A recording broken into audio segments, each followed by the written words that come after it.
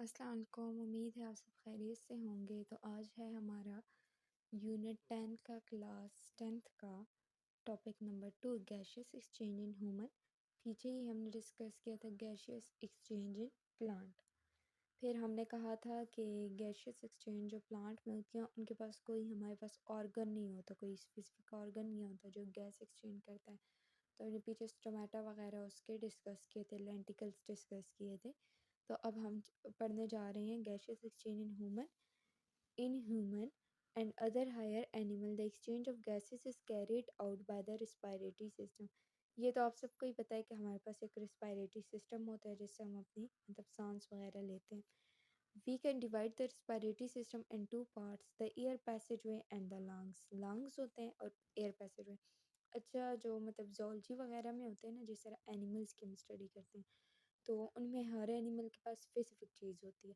किसी के पास gas exchange के लिए लंग्स होते हैं, किसी एनिमल जो होते हैं ना, ये जो आर्थ्रोपोड होते हैं और अर्थवॉर्म होते हैं, ये कीड़े मकोड़े जो होते हैं, तो उनमें स्किन के ज़रिए भी हमारे पास गैस एक्सचेंज होती है। पर ह्यूमन में जो होता है ना, एक एयर पैसेज वे होता है और एक लंग होता है। तो हम अब एयर पैसेज वे को डिस्कस करने जा रहे हैं। The air passage way consist of the part through which the outside air come in the lungs. मतलब कि बाहर की एयर जो होती है अंदर आती है किसके ज़रिए? एयर पैसेज वे के ज़रिए, जिस तरह हम नोज़ के ज़रिए अंदर लेके जाते हैं, सांस लेते हैं। And after the exchange of gases it goes out. और जब एक्सचेंज हो जाती है गैसेस की तो वही जो एयर होती है वो बाहर निकल जाती है। This passage of air consist of the following part. इसके फॉलोइंग पार्ट्स होते हैं। The nose enclose the nasal cavity.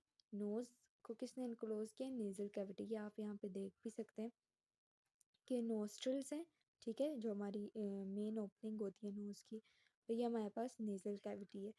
तो the nose enclosed the nasal cavity, it open the outside through the opening called nostril. ये इसकी nasal cavity की opening को हम कहते हैं nostrils. Nasal cavity is divided into two portion by a wall. दो portion में डिवाइडेड है, ये भी आप देख सकते हैं। एक पोर्शन ये है और एक हमारे पास ये गया हुआ है। Two portion by wall, each portion is line by a fine hair and mucus.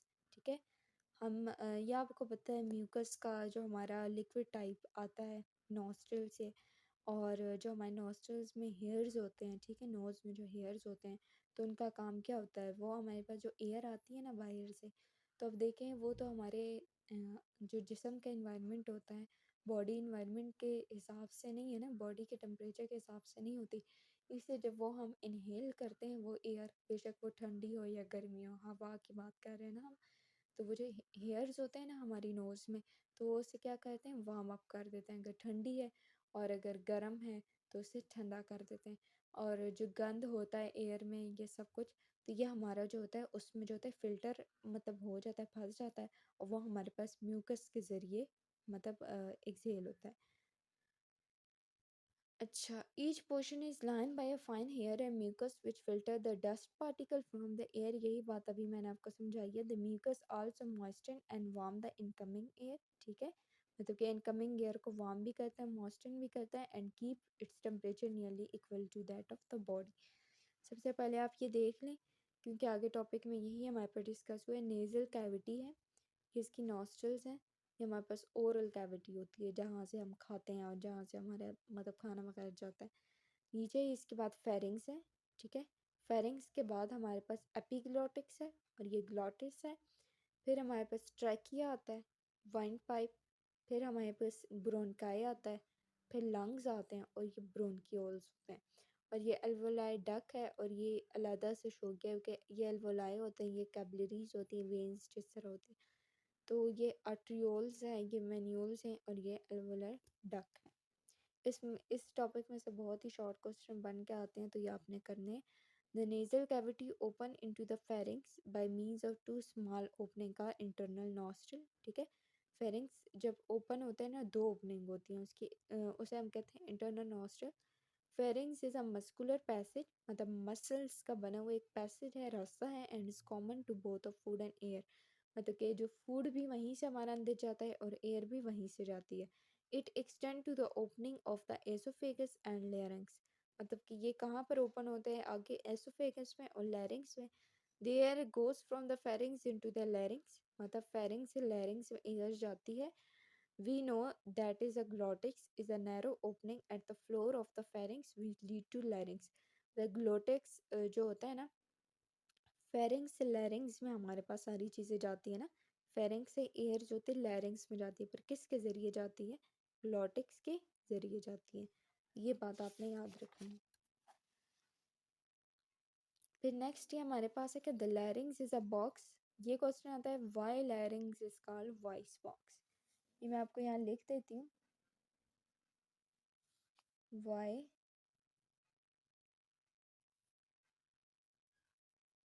लैरिंग्स is called voice box. जब ये हमारा पेपर था तो उसमें ये हमारे पास आया था। कहते हैं कि the larynx is a box made of cartilage, it is present between the pharynx and trachea, it is also called voice box. ठीक है, two pair of fibrous band called vocal cords. Vocal cords जो हमारे गले में हमारी जो vocalisation होती है, ठीक है, एनिमल्स में भी होते हैं, एनिमल्स के डिफरेंट ऑर्गन्स होते हैं, जिस तरह फ्रॉग होते हैं, तो इनमें बहुत ज़्यादा किस्म की वोकलाइजेशन होती है। तो यहाँ पे हम इसे वोकल कॉर्ड्स कहते हैं। आज स्ट्रेच अक्रॉस द लैरिंग, मतलब कि लैरिंग्स के इर्द गिर्द जो होते हैं ना, ये स्ट्रेच हुए होते हैं vocal cords. The vocal cord vibrate when the air passes through the, जब भी एयर पास होती है, जब हम उसे इनहेल करते हैं, वहाँ से गुजरती है, तो हमारे वोकल कॉर्ड क्या होते हैं? वाइब्रेट होते हैं। दिस वाइब्रेशन प्रोड्यूस साउंड, और वहाँ से हमारे पास साउंड की प्रोडक्शन होती है। Larynx continue to the trachea, larynx के नीचे ट्रैकिया होता है, ये मैंने आपको दिखाया था, which is also called wind pipe. ये भी क्वेश्चन आता है why trachea is called wind pipe. It is about 12 centimetre long, 12 centimetre long tube होती है which lie in front of the oesophagus, मतलब वो फ्रंट ऑफ एसोफेगस के पास लाई करती है। There are C shape cartilaginous ring in the wall of the trachea. ठीक है, ये बात याद रखनी है कि सी शेप कार्टिलेजिनस रिंग होते हैं, ये MCQs आता है। और ये जो 12 सेंटीमीटर है, तो ये भी हमारे पास MCQs में पूछा जाता है।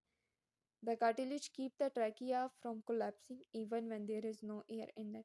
कार्टिलेज जो होता है ना, ये जो हमारी नाक होती है, इसमें कार्टिलेज होता है, ये जो हमारी एक्सटर्नल एयर है, ठीक है, ये जो हमारा वो होता है कान है, तो इसमें भी कार्टिलेज है। तो ये इस तरह होता है ना कि हमारी टूट नहीं सकते, या दो तरह के हमारे पास होता है ना, एक बोन होता है, एक कार्टिलेज होता है। तो कार्टिलेज जो होती है ना, तो ट्रैकिया को ना, मतलब कोलैप्सिंग, टकराने से रोकती है अगर एयर ना भी हो। On entering the chest cavity, the trachea के चेस्ट कैविटी की तरफ आए, the trachea divide into two smaller tube called bronchi. दो स्मॉलर ट्यूब में डिवाइड होता है, जिसे हम ब्रोनकाई कहते हैं। The bronchi also have the cartilaginous plate in their wall. Bronchi के पास भी कार्टिलेजिनस प्लेट्स हैं। Each bronchus enter into the lungs of its side and then divide into smaller branches. मतलब कि ब्रोनकाई जो होता है ना, फर्दर डिवाइड हुआ होता है ब्रोंकियोल्स में। फिर कहते हैं the bronchi continue dividing in the lungs until they make several fine tubules called bronchioles। देखिए ब्रोनकाई जो होता है स्टॉप नहीं होती, इसकी डिवीजन फर्दर ब्रांचेस में गया होता है, और डिवीजन हुई होती है, ट्यूब्स बना देते हैं, इसलिए हम इसे ब्रोंकियोल्स कहते हैं। The bronchiole progressively lost the cartilage as they become narrow। ठीक है, ब्रोंकियोल्स क्या करता है कि वहाँ पे जो होता है ना कार्टिलेज, हमने कहा ट्रैकिया में भी होता है और ब्रोनकाई में भी होता है। तो जब हम ब्रोंकियोल्स की तरफ आते हैं, तो वहाँ पे जो कार्टिलेज होता है लूज हो जाता है, ठीक है, ढीला हो जाता है, बिकम नैरो हो जाता है। The bronchioles and as a fine tubules as a alveolar duct. Define alveolar duct, ये भी एक क्वेश्चन है, तो ये आपने करना है। Each alveolar duct open into the cluster of pouches called alveoli. ये छोटे छोटे 9-10 में यही क्वेश्चंस आते हैं पेपर में। The alveoli from the respiratory surface in human, जो एल्वोलाई होते हैं ना, रिस्पायरेटरी सरफेस बनाते हैं ह्यूमन में। Each alveolus is a sac of structure line by a single layer of epithelial cell. मतलब कि जो एल्वोलाई होता है ना, तो इसे हम एल्वोलर सैक, एल्वोलाई से एल्वोलर सैक निकला हुआ है, और इसके ऊपर लाइनिंग हुई होती है, ठीक है, सिंगल लेयर होती है एपिथेलियल सेल। 3 तरह के सेल्स भी हमारे पास होते हैं, कार्डियक सेल होते हैं, एपिथेलियल सेल होते हैं, और मस्कुलर भी होते हैं। It is found on the outside by a network of capillaries. मतलब ये जो होता है ना एल्वोलाई होते हैं, नेटवर्क ऑफ कैपिलरीज में इसकी डिवीजन होती है। ये मैंने आपको पीछे दिखाया भी है, फिर भी मैं आपको वीडियो के आखिर में शो करा देती हूँ। फिर ये हमारे पास है पल्मोनरी आर्टरी। क्या होती है पल्मोनरी आर्टरी? जो हार्ट के साथ कनेक्ट होती है from the heart containing deoxygenated blood. देखिए पल्मोनरी आर्टरी क्या कंटेन करती है? डीऑक्सीजनेटेड ब्लड होता है, enter the lungs and branches into the arterioles. मतलब कि उसकी ब्रांचेस लंग्स से आर्टियोल्स में जाती हैं and then into the capillaries में जाती हैं। ये 12th क्लास में भी है कि difference between arteries and capillaries, तो ये क्वेश्चन आता है। which surround the alveoli. These then join together to form a venules. तो ये venules बना देते हैं which form a pulmonary vein. Pulmonary vein क्या होती है? जो हार्ट से वेन आई भी है। pulmonary artery, pulmonary हमेशा हार्ट के लिए यूज होता है, ये बात याद रखनी। The pulmonary vein carries the oxygenated blood back to the heart. मतलब कि डीऑक्सीजनेटेड हमारे पास कहाँ जाता है? आर्ट्रियोल्स में जाता है, फर्दर ये एल्वोलाई में जाता है, फिर वहाँ से वेन्यूल्स में जाता है और पल्मोनरी वेन के ज़रिए साफ होके फिल्टर होके फिर ऑक्सीजनेटेड ब्लड हमारे हार्ट में वापस जाता है। ये अगला हमारे पास जो गैस एक्सचेंज इन ह्यूमन पढ़े हैं उसमें है lungs. All the alveoli on side, one side जो होते हैं लंग्स के साथ कॉन्स्टिट्यूट होती है, ठीक है। तमाम एल्वोलाई की एक साइड लंग के साथ कॉन्स्टिट्यूट होती है। There is a pair of lungs in the thoracic cavity. Thoracic region से हमारे पास पेयर ऑफ लंग्स जो होते हैं उसमें होते हैं। The chest wall is made of 12 pair of ribs. ये एमसीक्यूज में आते हैं कि कितने पेयर ऑफ रिब जो होते हैं चेस्ट वॉल के साथ कनेक्ट हैं? 12 pair of rib. And the rib muscles called intercostal muscles. तो रिब के मसल्स को हम इंटरकोस्टल मसल्स भी कहते हैं। A thick muscular structure, muscles का एक थिक स्ट्रक्चर जो होता है उसे हम कहते हैं diaphragm, is present below the lungs. ये भी पूछा जाता है कि डायफ्राम की जो होती है लोकेशन कहाँ पर होती है? लंग्स के नीचे होती है, ठीक है।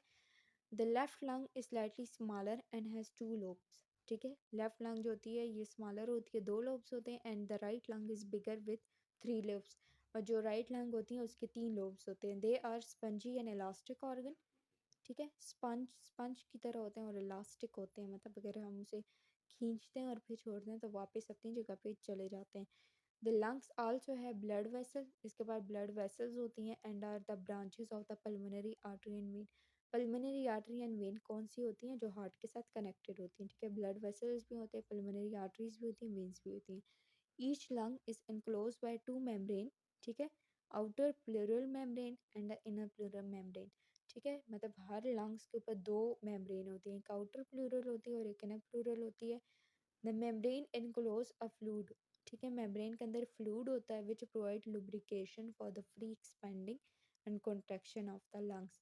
मतलब जिस तरह हम गुब्बारा होते हैं, थोड़ी सी उससे हवा निकल जाती है तो हम उसे प्रेस कर सकते हैं, है ना। इसी तरह यही लंग्स की भी एग्जांपल है कि उसमें फ्लूइड होता है और इसके लुब्रिकेशन में मतलब एक्सपेंड फैलना और जो कॉन्टैक्ट होता है, मतलब वैसे जब हम उसे ज़ोर देते हैं तो ये हमारे पास आसानी से हमारे पास लुब्रिकेशन इसमें हो जाती है। अच्छा, ये जो मैं आपको पढ़ा रही हूँ ना, जैसे मैंने आपको गैस एक्सचेंज ये सब कुछ पढ़ाया, तो ये पेपर में एज इट इज़ ऐसे ही नहीं लिखना। आपने इसकी बहुत प्यारी प्यारी हेडिंग्स बनानी है कि इसमें रिब्स की हेडिंग बनाओ, डायफ्रेम की हेडिंग बनाओ, इंटरकोस्टल्स की बनाओ, फिर लेफ्ट लैंग की हेडिंग दो, फिर राइट लंग की हेडिंग दो, फिर इसके सब चीज़ों की 2 मेम्ब्रेन क्लोज करती हैं, फिर आउटर प्लूरल मेम्ब्रेन की हेडिंग दो और इनर प्लूरल मेम्ब्रेन की हेडिंग दो। तो इसमें आपकी तकरीबन कोई 8 या 9 हेडिंग बनती है। तो प्रेजेंटेशन बहुत अच्छी करनी है, इसीलिए मार्क्स आते हैं। बच्चे याद तो कर लेते हैं पर प्रेजेंटेशन अच्छी नहीं होती इसलिए उनके मार्क्स नहीं आते। तो हेडिंग्स बना बना कर करने बहुत प्यारा प्यारा, बेशक शॉर्ट ही क्वेश्चन क्यों ना हो, तो हेडिंग ज़रूर बनानी है। ब्लू मार्कर से यूज़ करना है और ब्लू बॉल पेन यूज़ करना है। तो इसी वीडियो के साथ खुदा हाफिज़।